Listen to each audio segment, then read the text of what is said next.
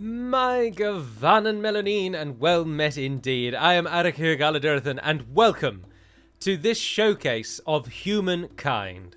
If you will just permit me briefly a small introduction, there are timestamps in the video for various features I'm going to talk about, but it was mooted on the channel that I might play Humankind in place of Age of Empires, but then I thought rather than going in cold without any of you really ever having seen what this is, and very few of you probably knowing what Humankind is, I should first of all do a what is Humankind.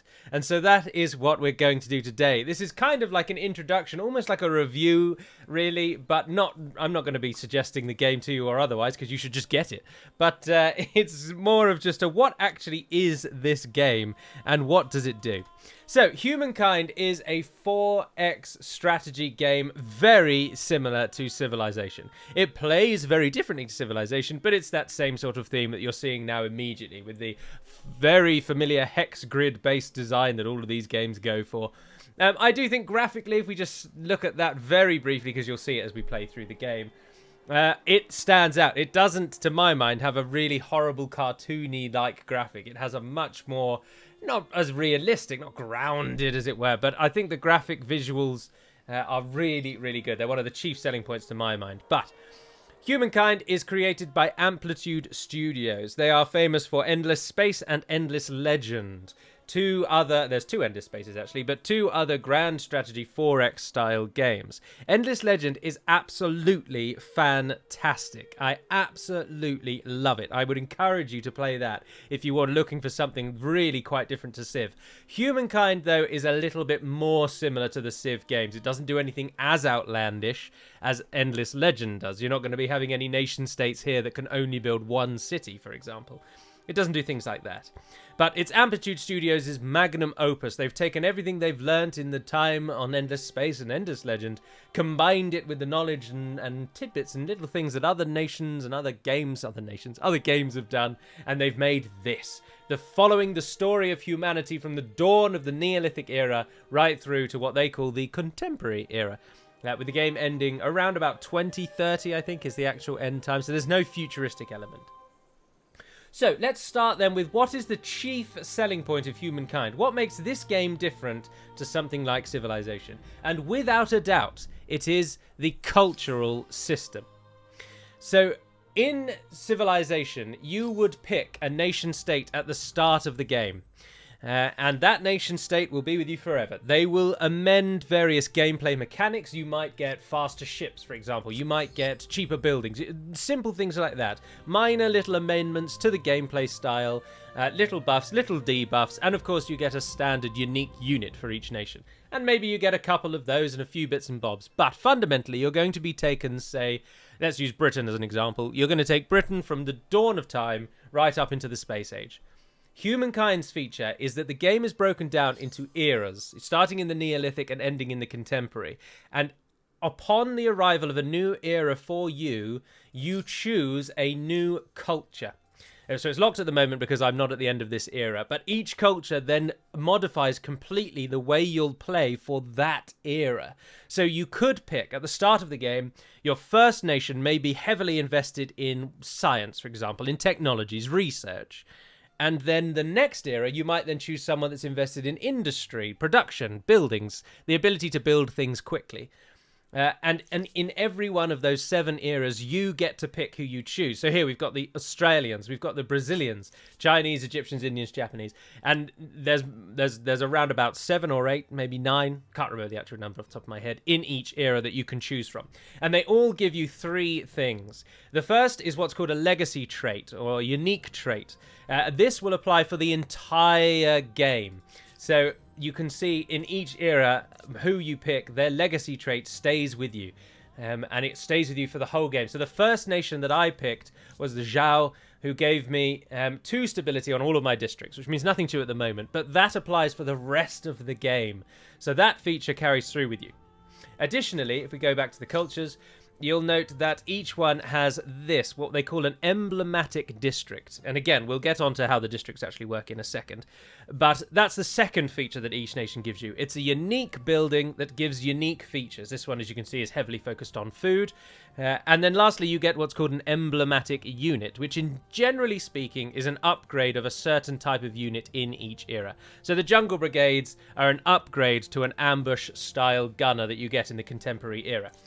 The Chinese get an upgraded artillery piece called the Guardians. The Egyptians get a free officers who are... It's arguable whether they're an upgrade or not. That's a bad example. Same with the Indians. One of the best examples for upgrade units is the Lightning for the Americans. The Lightning is the best-in-class fighter jet, but there is an alternative. So it's like a unique unit that's an upgraded version of a normal unit. So those are the three things that your nation give. They also, the final thing they give is a focus. So the Americans are expansionist, the Turks are agrarian, the Swedes are scientists, and the Indians are aesthete.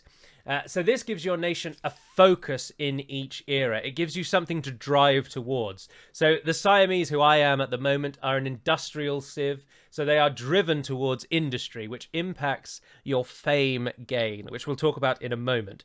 But it just means that if you are an industry civ, you're going to do more, you're going to be able to build better, you're going to be able to build faster, you're going to be able to construct things in your cities. Obviously, I'm giving this what is Humankind on the basis that you have a general understanding of 4X games to begin with. But if not, we'll touch on more wider aspects at the end when I cover miscellaneous points. But those are the cultures, and that's the unique selling point of Humankind, that you can change your culture once every era, and you can then totally change the way that you play the game. So the Maasai, for me, they were an agrarian, so I focused on food, which gave me more population, which increased the level of the amount of people I had in my cities, and people transfer to, again, more production or more science or more money or, crucially, more troops. If you're playing as militaristically as I currently am, with, as you can see, quite a few armies dotted around over there. So those are the cultures. Very, very key to the way the game plays.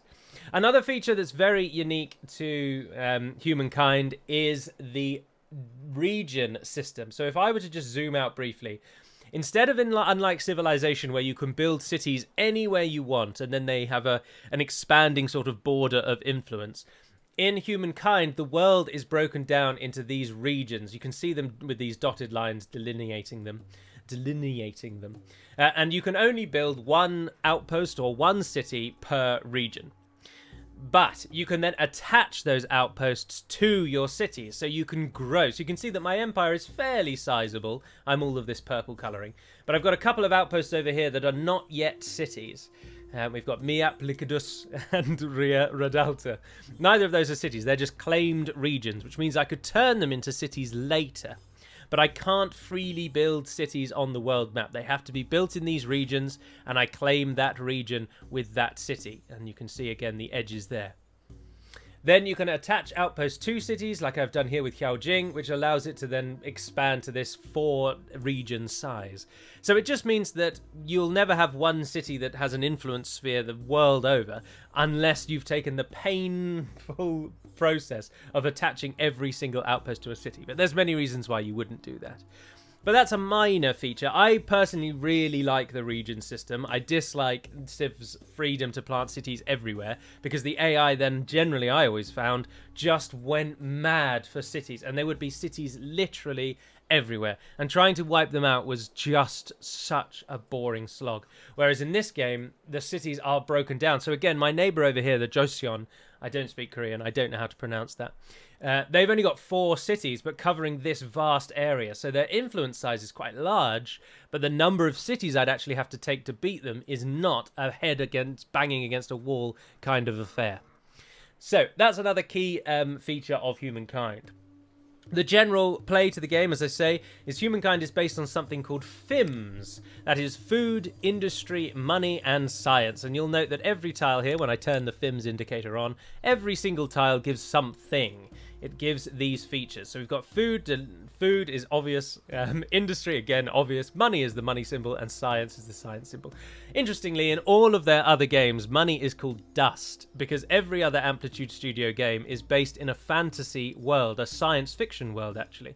And the games are all connected with a very long story based around a race of beings called the Endless. Humankind is based on our world with our cultures and our people. So money is returned to money. When you place an outpost down within a region, you instantly extract resources from the tiles around it. So the 6 tiles around the city, plus the one that it's built on, extracts resources. And then you can expand that individual city's actual reach within its own region by building districts. Another key feature of Humankind. Districts are like buildings, but they expand the area of the city itself. So with each district added, I claim 3 more tiles around the edge, and then you can see I've built more and more districts. So the city's actual size is represented by the walls around the edge there, even though the city's region is the large region there that you can see with the flashing border. The districts all give more of each of the FIMS, and then other things like stability. You can see at the top here as well, there's the FIMS illustrated. So in Xiaojing at the moment, I'm undergoing a unique activity, but my industry's up at 778 because I'm using all of the money and science I'm getting to boost my industry to try and burn through some buildings. And you can move the population within the city around to boost various features. So at the moment I wanted maximum industry, so I maxed out science and money because I'm converting science and money to industry, and then I'm boosting industry by having as many people as possible. But if I wanted more food, I can just drag population onto my food, and then the food increases instead. So you have freedom to move your populations between jobs within the city. And these jobs that you can see just at the bottom left here, where I've got 10 out of 10, 6, 6, 10, 10, these are created by districts. So every district will add, as you can see in the farmers' quarters, +1 farmer's slot on city or outpost. So your districts are how you expand your city. And then infrastructure, generally speaking, just alters a feature of your districts or the terrain itself, or generally speaking, have more military virtues. So you can see here, 2 industry on river, 2 industry on, or 2 food on river, sorry. The walls obviously boost your walls. Those are things that improve the city, but don't expand it, and generally, apart from a few exceptions, don't give you more population space. So you need districts to gain space, you need districts to improve your FIMS output, which is your food, industry, money, and science. But that all comes at the cost of stability. So then you also get districts that improve your stability. So when your city's starting to get too large, the squalor becomes a problem, people don't like living there, your stability drops down. You need to make sure that you maintain that stability. And again, there's some infrastructure buildings that boost stability, like you can see the apothecary gives me stability per researcher, which is the science per people. And then the most stalwart way is with garrisons. I mentioned with the cultures a moment ago that each nation has an emblematic district, and you can see these dotted around the world as well. When I was the Carthaginians, I was able to build this unique type of dock, and if I just zoom out, you can see that I've built it in quite a lot of places, all down the coast, because it's a very, very good district. When I played as the Norse, I was able to build their Naust, which again was another unique naval district, which was just like a boosted version of a harbour. Emblematic districts are generally better versions of existing districts, and so you'll always want to use them in place of those districts. But emblematic districts are restricted. You can only get 1 per individual minor region. So that's 1 per region within your city. So if we take Fengyao, for example, you can see I've got a Kothon down here. I've got one here as well, but this region is also part of the same city. Whereas districts are unrestricted. So outside of your emblematic districts, you can build as many of these as there are tiles in the region to take them. And that's generally the play, is trying to expand your cities to be gigantic within their individual regions. Each attached outpost, as you can see here with the administrative centre having a Confucian school, each attached outpost can also get districts. So Carthage is a better example as well, because Carthage actually covers this island over here, and you'll note that we've got a farmer's quarter there. So every attached outpost gives you more opportunities to build more districts, which again allows you to expand your city, get more people, get more output. That's the aim of the game. More people, more output. And that is how cities expand, and districts. So districts and cultures and the locked region system are the key defining features of Humankind, in my opinion. They are what separate it from games like Civ. You can change your culture each era, which means you're changing the way you play every single era. You can build districts to improve your cities directly. You don't need to research things to do that, although you can do. And then lastly, of course, you have the locked system, so there can never be more than a certain number of cities. If you are wondering as well, there is a soft city cap that you can see up here that I'm currently over by 1 city. So it stops people from expanding too rapidly anyway. But you generally speaking don't need many cities, and you only ever want to be 1 or 2 over the cap anyway. So those are Humankind's key features. Then let's go through what you actually do in Humankind. Well, the aim of the game is to obtain fame, and this is perhaps the most controversial feature of Humankind, because this is my current fame score, 14,600 fame.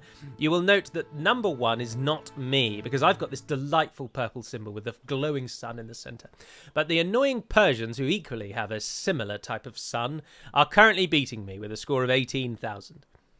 They've been in this era for longer than I have, though, and again, we'll talk about that in a moment. But so that's why they're further ahead. But fame is how you actually win the game. You obtain fame with stars. This is this feature here. So each star was worth fame. There are 7 categories, and you have to go for them in every single game. And this is what's controversial, because the actual end game conditions in this current game are for me to either vassalize everyone, research the 4 endgame technologies, defeat everyone, reach the pollution threshold, which is very, very difficult to do. You have to really focus on that to get that. And it's a negative. It's not a... You don't want to reach it. Or finally, all of the era stars in the final era have been obtained by one empire. These end the game. So when one nation, it could be me, it could be my enemies, when one of them does one of these things, the game will end.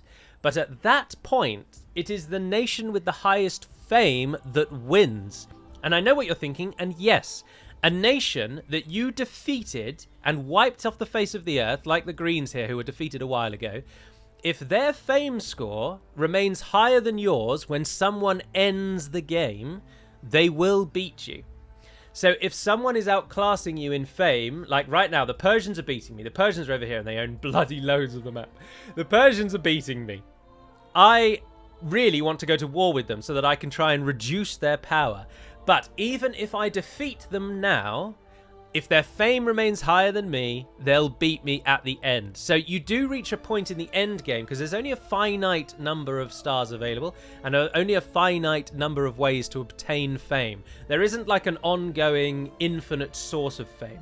So for example, there could be a technology that is you can research it as many times as you like, and each time you research it, it gives you 100 fame, and it grows exponentially more to research it each time.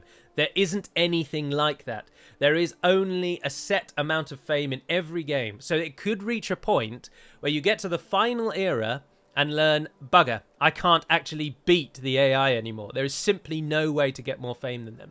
So some people like the system, some people hate it. I'm on the fence at the moment, but that's the aim of the game. Now, the stars are broken down into the categories you would probably expect. There is a builder star. I am currently a builder or production-based civ, so I get better fame rewards if I get the builder stars. And the builder stars are to build districts. You can complete all 7 of these stars in each era, and you can see my progress leading back. I generally tried to get as many stars as possible before I went on, and so that's how you obtain your fame, really. You stay in certain eras until you've unlocked enough of these that you think you can win. So there's one for building districts, which is why I've got districts just all over the place, because you just need them. As alongside as them being useful, you also just need them to win. So there's one for districts. There's one for killing enemies. So if you like your military battles, then go at them with military units and you'll get stars for the militarist. There's scientific ones, which are as simple as obtaining technologies, which we'll touch on in a moment. There's merchant stars, which is just earning money. Agrarian, which is just getting population. You obtain population by having an excess food surplus. So the more food you get, the more food focused you are, the more population you'll get, the more you'll get the agrarian stars. Expansionist stars require that you attach territories, like I have done with all of these. You can see the delineation within the city. I'm attaching those territories to cities. That's the expansionist star. And then lastly, the aesthete is obtain influence. Influence is just a bit like money. There's various buildings that allow you to earn influence. There's various other ways to earn influence. You can see at the moment I'm earning 838 per turn, and there's the breakdown being shown to you. And influence is just like another resource, but one that sits in the background and is difficult to directly affect. But influence is the last star. So the stars obtain you fame. You can also get fame by building wonders, which unfortunately, as you can see, the Persians have built 4 wonders. Yes, I didn't realize that. That's why they've got 400 extra fame straight away. They've built 7, 8, 9. So the Persians have built 9 wonders. There are 4 or 5 wonders available in each era, and the Persians are building basically all of them. So that's why they're so far ahead of me. There's also some technologies that can research fame as you get them. So things like the Research Institute there will give you 100 fame when you've researched it. And then the endgame technologies as well all give you 1 off fame. So there is something to be said for trying to beat the AI to certain eras to get technologies. And again, we'll touch on that more in a moment. So let's turn back to eras then. I've spoken of them greatly. How do you actually go through them? Well, it's again related to the stars. So in each era, you need 7 stars of any type to then be able to advance to the next era. But you'll note that there are 21 stars available. So you don't want to advance as soon as you hit 7 stars. But it's a playoff as when do you advance versus how long do you stay back. Because not all cultures are created equal, and some are just the objectively best in each era. Now, the game does very well in making sure that certain cultures, no cultures, apart from 1 or 2, no cultures really are totally useless. They all do help you in some way, but some help you more than others. So there's always 1, 2, or usually 3 cultures per era that are the winners, the ones you want. There are then usually about 3 that you'd be happy with, but they wouldn't be your first choice. And then there's 2 or 3 which are really niche. So that's the way the game tries to balance it. Cultures aren't useless, apart from 1 or 2. They are niche. They do really restricted things. Like the Zhao, for example, the nation I chose in the first era, they are one such niche nation. If you're able to use them in the way they're intended, they are so powerful. But if you can't do that, they are so useless. So the Zhao's whole feature is that I have to build these Confucian schools next to mountains.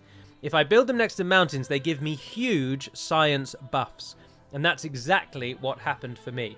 I built a lot of Confucian schools in the early stages of the game, all next to mountains, which all gave me a huge science boost. And I absolutely tore through the technology tree in the early stages of the game. But if I hadn't, there's another one over there. If I hadn't have had mountains nearby, the Zhao would have been absolutely useless. And I would have just completely gimped my early game. So that's the playoff with the stars. You're looking at, do I want to burn through the eras to beat the AI to better nations, or do I want to hang back and increase my fame? Now, you'll note that without the Persians here, I am solidly winning this, absolutely storming it, but the bloody Persians are beating me. So it's a case game by game. You play it game by game. You see how you're going to do and who's going to do what, how aggressive you're going to be with going up in eras. So that's the fame, those are eras, and that's generally the push through the game. Now, technologies are fairly standard. Very little to talk about with those. Technologies are in any game like this. You just research things. They unlock better units as you go through the ages. The artwork in this game, by the way, if I can just touch on that briefly. These units, like the Great Swordsman, the Crossbowman, and the Pikeman, there's a unique unit card for every single culture for these units. So if I was playing as the British, that would look like a crossbowman dressed in British attire, and he would look like a person from England. The Great Swordsman, they're all the same, and I think that's really cool. You get cultural differences in your visuals of your units, which is something very nice. But in each era, you can research certain technologies. So this is the other reason, is do I advance eras now, or do I hang back and finish off a few techs? There's nothing stopping you getting more techs later, so you can always research back an era. So I am at the moment here in the industrial era, and I've not researched anything from it yet, because I've been catching up. But I've only just gone into the industrial area, sorry. But I can still research things from previous eras. There's nothing stopping me doing that. But the later eras are then locked, so the line separates it. So in each era, you're locked from the technologies, unless you choose a civilization which has a scientific affinity. Scientific affinity nations can research further into one extra era. So as the Zhao at the beginning, for example, although I don't think they were scientists, actually. I think they were aesthetic. Anyway, if you're a scientific culture, you can research one era and ahead than others. But otherwise, technology is fairly simple. Each technology costs a certain amount of science, 16,330 for mercantilism. Mercantilism, I've always said that as mercantilism, but say it how you like. And each city produces a set amount of science. Yaojing's not a good example, but Fengyao's good. 189 science, so that's just added to the pool. So my nation state makes 1,364 science per turn. 1,300 of that coming from cities, and so technologies just take that long to train. So if it's 16,000 and I'm making 1,600, it's about 10 turns, which it shows you there as well.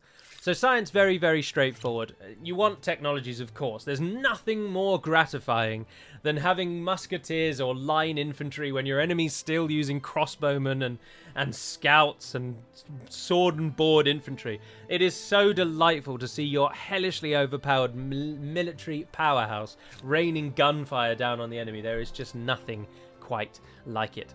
And so that is one of the main features of why you always want to be ahead in science. No matter what you're playing, no matter what you're aiming for, no matter which fame stars you are seeking in each era, you always want to keep up with technology. It benefits every single playstyle.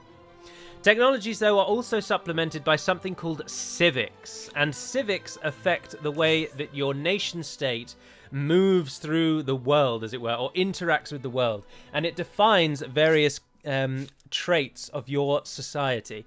So you can see the society line here. Certain civics become available when certain things happen, like you research a certain tech, or you build a number of districts, or you beat a number of military units. Or certain random events also can trigger civics, which some people don't like because it's RNG. But most of them are triggered off of fixed events, like build a certain number of things, build a wonder, build this, build that, or have this many cities, have this poor stability, something along those kinds of lines. And all they do is they always give you a choice. You get a choice between two things which are beneficial to your nation, but they will swing you along the ideological axis. So you will note that if I were to enact war slaves, it pushes me from almost a geopolitical nation to a fully geopolitical nation. Whereas if I were to enact criminal slaves, it pushes me back towards the world focus of geopolitics rather than the homeland focus. Sorry, I gave it the wrong name there. There's only the 4 ideologies to choose from, and again, each of these just gives you a bonus. So you can go after them in a flat bonus-based way. You can think, I want more food, so I'm just going to make my nation align with the world view of geopolitics. There's an economic line, order line, and then social, which is broken up between science and religion, basically. So they all just give you minor little benefits. You get to choose between two things that help you. They always help you. It's always a positive choice on either side, and you just choose what suits your nation at any one time. You buy them with influence, though, so how many you can pick depends very much on what your influence generation is. But the key feature of civics, which I think is very cool, is they impact how you relate to the rest of the world. So in a very bare bones example, in our world, communism and capitalism have been at each other's throats since they were both invented. And they are examples of this ideological axis. So the Joseon, who sit right next door to me, they tolerate me because our ideologies are actually fairly similar. So you can, if you want to, try and see what generally your enemies are thinking, what ideologies they support, and you can try and align with them so that they like you more.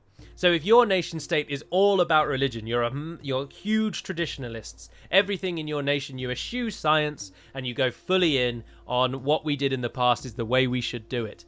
And your neighbor is the complete opposite, you are going to have friction between the two of you, and it's likely that either they might go to war with you over it, or more likely, the people that live on the edges of your realm will give events to you based on the fact that they might maybe actually support what their neighbors are doing, and they don't really like what's being told to them from the central capital. So you get little events called osmosis events, and that's the main feature of the civics and ideologies. The events basically give you a choice. Either align more with your neighbor by enacting a civic that they have chosen, or take a stability hit, quite a big one, on the city in question. So it's a choice of stability or taking what they've done for free. So that's the civics. And lastly, then we come on to religion. Not lastly, but the last sort of main overworld feature is religion. Religion's very minor in Humankind. It doesn't play a big part yet, and I think it will be reworked quite substantially in the future. But you can see at the moment, I converted to Islam a while ago, which was the Babylonians' initial religion. My religion was called Earth and Sky, because I always like to give my religion a fun name. But I didn't really bother with the religion in this one, and I wanted an achievement anyway, so I flipped between 3 different religions just to get an achievement. But the purpose of religion is that it gives you, again, minor buffs and minor benefits. So at the moment, I'm following the Joseon's Islam. All of the base game's base religions are all based on real ones. They're all given real one names rather than fun, exciting ones. But basically, the religions are broken down into 4 tiers. And if you get a certain number of followers of your religion, you can pick a tenet. And each tenet, again, just gives you a minor buff. So you can see that the AI chose Be Virtuous as Water, which gives you +2 stability on all your cities if they've got a river. Respect the Seas is the better one, which happens to be Earth and Skies tier, which is the one I'd picked. But anyway, you get the tenets. They give you minor modifications to your world. Arguably not that minor in some cases. Some of the tenets are really useful. But this is really all the religion does. Once you add a tenet to your religion, it stays forever, and the followers of that religion will get those benefits. So if another religion starts beating yours, because their faith is higher than yours, you'll start losing your benefits in the cities that then stop following your religion. So it works very simply, and it works very simply like that. There's only 4 tiers of the tenets, and the ones at the top are obviously the best. That is, at the moment, all religion really does. It does also act as a war modifier as well. So the Joseon, for example, don't mind me too much because we are of the same religion. But if I were to talk to the Poles at the moment, who dislike me greatly, we follow different religions, which is why they currently dislike me. There's a multitude of reasons why they dislike me, but that's one of the chief ones. So that's religion as well, a minor feature at the moment. Just a few buffs and benefits and bonuses. There's no real negative to having your nation state lose its religion. The only reason you would want to go ham on religion, or to go hard on religion, is that if you reach the tiers first, you get to pick the best traits, and it's as simple as that. If another religion starts beating yours, it doesn't really matter as long as their traits aren't absolutely useless, which they rarely are. All of the religion traits are fairly good. The last point to touch upon is warfare. Humankind is drastically different to civilization in the way that war works, particularly just on the baseline in the way that battles work. So battles themselves are not dice roll affairs where you watch a small little animation play out and the game just auto-resolve your battle. Instead, they are actually controlled by you. Battles. So the first thing that you need to know about the battles and why they are unique is that they are played directly on the overworld map, and they create a sphere of, in essence, battle influence, if you will. And they can take place over multiple turns. So there are 3 rounds per turn, and if the battle isn't won within those 3 rounds, then you can just go back to the overworld and carry on with your turn. You can end turn and it changes to the next one. If you have troops nearby, like these fellas over here, who aren't part of the Ghanaians, but let's assume they were, they would be able to walk into the battle zone and then be added as reinforcements to the battle. So battles can take place over multiple turns, but the key feature, of course, is that I can control it. My arquebusiers can take out that unit, and then one further over is protected more, so they don't get as much of a benefit. So I can control the battle. I can place my units strategically. I can think on who's going to attack whom. How do I use my units' bonuses best? So, for example, these arquebusiers that I have hidden in the forest over here, they are currently in a forest, which means they take less damage from enemy units trying to shoot at them. So you're thinking of things like that. High ground gives ranged units an advantage because they can't be attacked in melee, provided there's no enemies there. And they can shoot then further and over the heads of your units. So certain units have line of sight. For example, the musketeers and the arquebusiers. They need to be able to see what they are shooting at.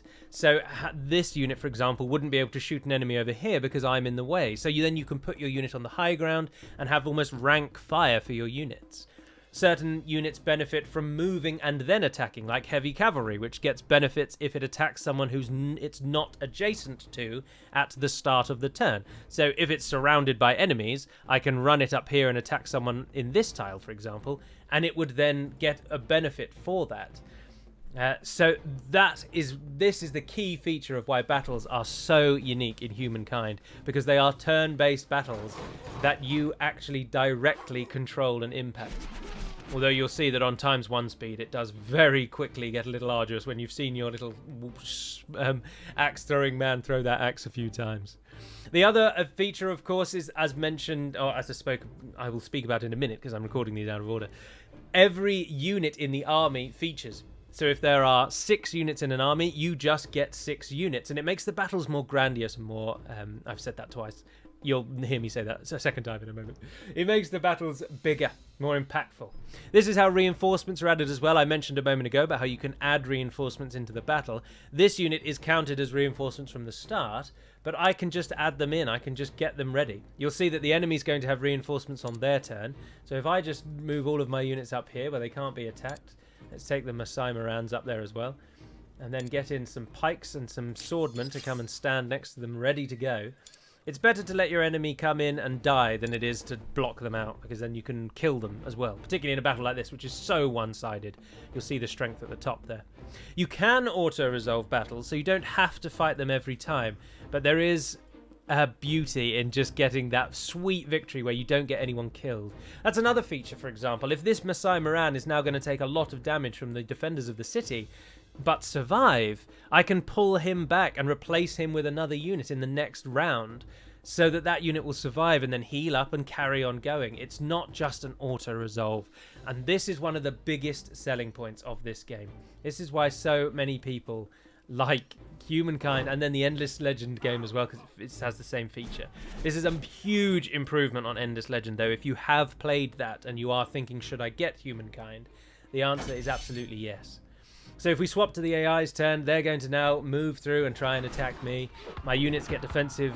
Your units always attack back. So there's only a certain class of units, heavy weapons, which do not get an attack back, but everything else does. So even ranged units give their all if an enemy unit spawns on them. And that's what we're seeing here. They're attacking me. Now, the AI in battles, another reason why at the moment the AI in battles isn't actually all that clever. So battles are always more favourable. But in short, and as a brief overview, that is how the battles work. It's all turn-based, so you move your units. Most units can move and then do a thing. But like the Arquebusier I'm showing you here, it can only move or attack. So that unit has now ended its turn. But the Masai Morans, as we've seen a few times, I can move Masai Morans and attack at the same time. Once a unit attacks, its turn ends. Generally, there's a few exceptions, but 90% of units, once they've attacked, their turn is over. So you always move first, then attack. But those are battles. And as I say, they take place on the overworld. So if you are trying to get the benefit, if I wanted to just attack that 5 unit that was based on that tile, if I'd started my attack on the top of the mountain here, my units would all be placed on this ridge line, where the only way for them to get up is to go all the way down here and up, or all the way around here and up, which gives me 2 defensive points while all my ranged forces are just firing away at them. And it makes battles so much fun. And to add to that as well, if you do particularly want to, you can just quit out of the battle. It just waits for your next turn. And then you can just go back to doing whatever you were doing.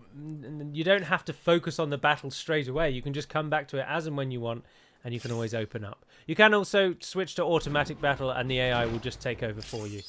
And as you'll see, very swiftly win the game. And now I've got Adagust.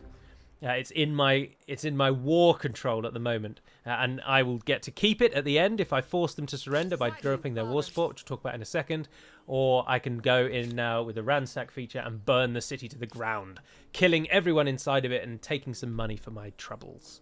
And those are battles. Right, so that's touched upon the way that the battle actually works. The other feature of war is the war score.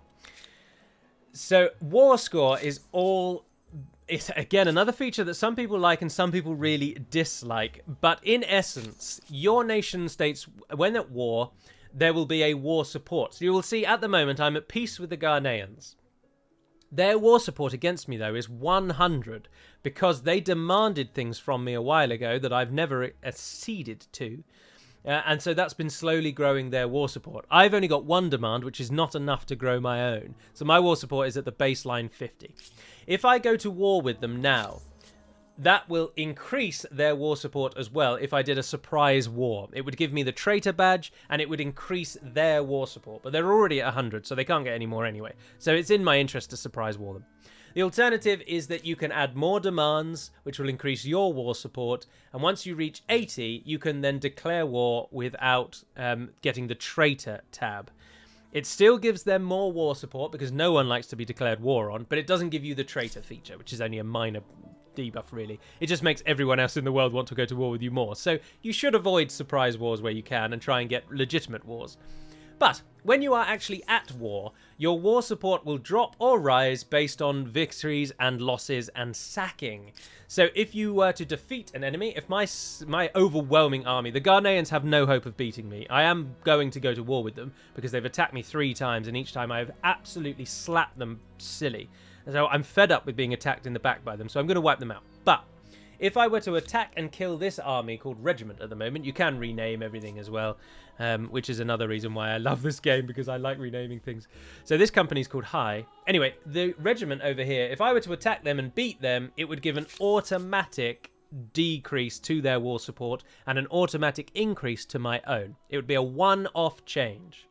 If I were to capture their city, like Nkoro Emuni, if I captured this, then they would have an ongoing loss to their war support. So the longer I hold their city, the less their people want to be at war.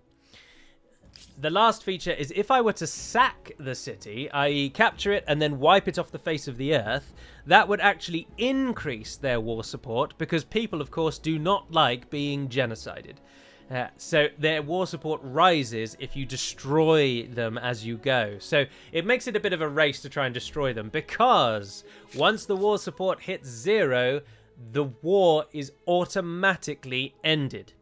Now again, not again, but that is actually going to be changed soon, and it will give you the option to end it when they hit 0, or they're going to change it so that you can press on and wipe them out if you want to. But at the moment, your war support, if it hits 0, if it reaches that bottom line, then the war ends and they are forced to surrender. You then get to dictate terms. You can keep some of the cities you've captured, you can ask for money from them, and if you've beaten them enough, you've really slapped them about, then you can vassalize them. So that's the way that war works. So the war support's the key sort of war feature, but what defines war is the battle that I showed you earlier, and the way that troops can move around the map, and you actually fight the battles yourself. And believe me, it does genuinely change battles that are guaranteed AI losses or auto-resolve losses into guaranteed wins. You can see at the moment I've got quite the little army. The other feature on warfare, which is being shown right here, is that armies are actually armies. They're not individual units, which makes the battles far more engaging.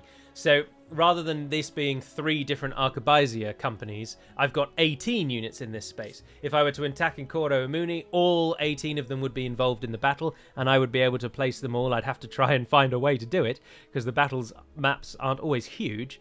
But if I can get them all in, they'll all fight. So it's not like some 4X games I've played where every unit on the overworld is one unit, and in order to get them to actually be involved, they just have to get close enough to be involved. Whereas Humankind really lets your battles actually feel grandiose, and I really, really like that. The battles, the eras, are absolutely the main selling points of this game, and I should have mentioned the battles earlier, really, but they are what pull people in. The ability to actually affect your battles and not just rely on the AI thinking you're better and thereby the auto-resolve helping you is a dream. An absolute dream. So that is Humankind in a nutshell. Hopefully this has actually been entertaining and interesting.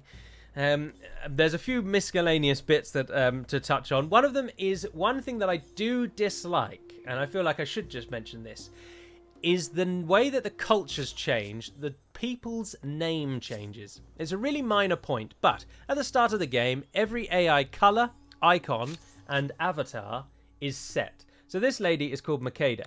This person is called Mu Wei Ying. And then we've got That Edgar. is a border. Beowulf is one of the characters. So Agamemnon. nice to hear. So they stay the same. Their colour stays the same. Their icon stays the same. But their nation changes name dependent on the culture they've chosen. So Ghanaians at the moment, Dutch, Persians, Mongols, Poles. We've talked about them. That's why earlier I called this person Mongols, because for most of the time that I've had interactions with the Greens, they were Mongols.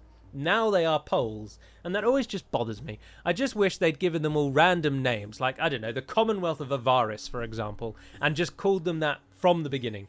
And then when you click on them, it would then show you up here, they are the Poles. But I just think that would be better. But that's a minor point that some people do get turned off by. And I know it seems minor, but a lot of people do dislike it. They find it confusing that the names, the cultures change. So particularly because the notifications down here, where it just says, the Persians make the following demand of me, they want Al-Shat. You might look at that and think, well, hold on, which one were the Persians? I thought they were, a minute ago, they were the English. Why are they Persians now? So it's just that kind of thing. Some people dislike that.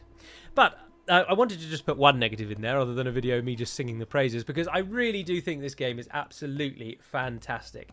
And I hope that you've enjoyed this general sort of overview. It's the first time I've ever done something like this. It's a bit whistle-stop toury, but I didn't want to just play Humankind and then you all be like, hang on, what are you actually doing? What is this? Why would we watch this? I know nothing about it. So instead, I wanted to give you just an overview of what is it? What actually are you watching? There were timestamps in the video, so you can go back, and hopefully I've broken it up in a way that makes some sense. I did write down at least a list to follow, so it would follow that.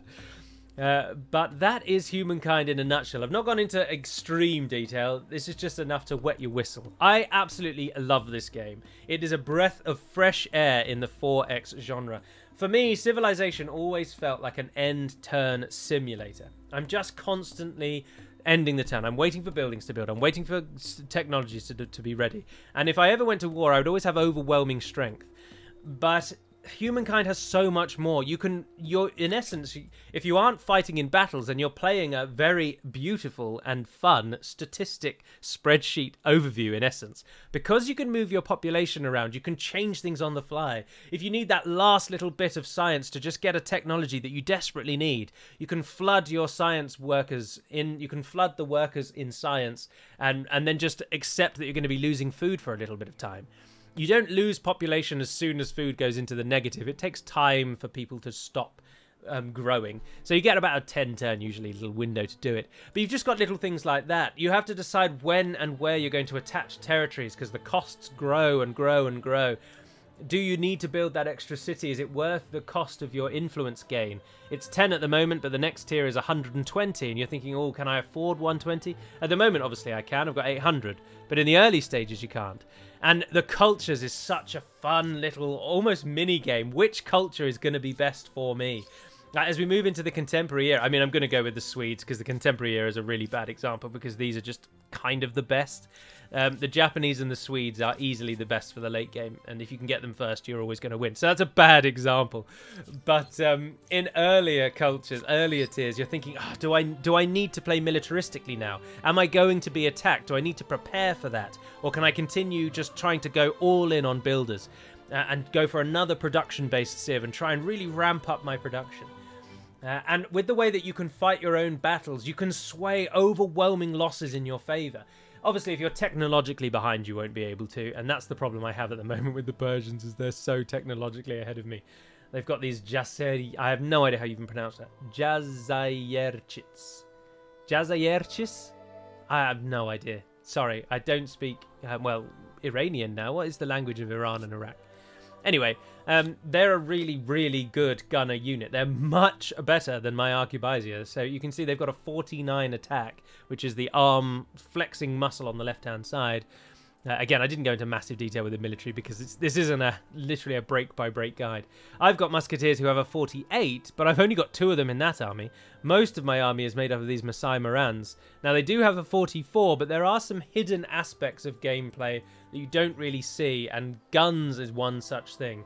Gunners get insane boosts, and it does sometimes feel like even though your stats are fairly similar, gunners are just absolutely crapping on you. So if you lose out in that culture, in that technological war, then you're choosing a culture to link it back. You think, right, in the next culture, I need to be a technology culture. I need to be boosting my culture. There's also just the AI is, I think, actually quite good. There's a lot of interplay. You really want to have allies because trade is so powerful in Humankind. Trade is just the unspoken god of this game, and if you can get it, you should. But you need allies to be able to trade. So it's about trying to play around with your civics. Are you leaving your allies behind? Are you changing your ideology with your traditional allies? That's what happened with the Ghanaians in this very game. They used to own Nkoro Imuni, and they used to own Nkare Nanyoki, and they used to own Burka as well. And we were firm allies, trading every resource we could trade. But then my ideology stretched too far away from them. My religion broke away from them. And they took great offense to all of that, and they stabbed me in the back. I then slapped all over them, but it's just little things like that. You're watching and you're looking at so many things. I really like this. Not to mention the game visually, I think, is stunning. I absolutely love the visuals. The soundtrack is amazing. And I know I'm probably biased in all this because, well, I don't know why. I'm not paid by them. I don't know anyone at Amplitude Studios, but the soundtrack is gorgeous and the visuals are fantastic without having that horrible cartoony filter visual theme that Civilization went for. And I just think it just looks glorious. So if we were to just turn off the UI again and just look at the overworld, I think it's just glorious. You can see my Taj Mahal over there leading into my Kothon. I've only got a few wonders, the Library of Alexandria, or the Pharos of Alexandria, and the Hanging Gardens of Babylon. Not like the Persians! Anyway, that is Humankind. Let me know what you think of what you've seen. Let me know your thoughts on it. Why do you like it? Why do you dislike it? And crucially as well, would you like to see me play this game properly? Has this wetted your whistle enough, or are you not really interested? But for now, thank you so much for watching. I hope you've taken something away from this, and I hope you have enjoyed this video. But until next time, Nevair Neden Pedimad Melonin, and farewell.